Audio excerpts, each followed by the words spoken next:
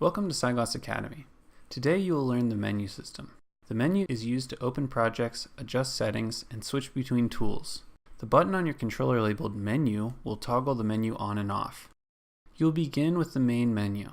The menu will open wherever you're looking, but it also can be moved freely around the virtual reality area. To move the menu after it opens, reach for the gray projector and grab with the trigger. The main menu will show you the project list. Your controller will have a laser which acts as a cursor. Hold in the trigger and drag to scroll through the projects. Click the trigger once to open a project.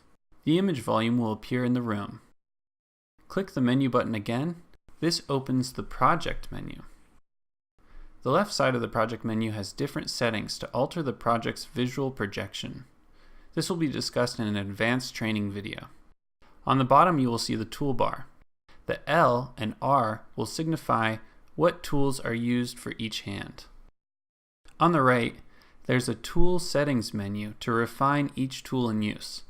The right and left controllers are refined separately. Click Exit Project to return to the project list.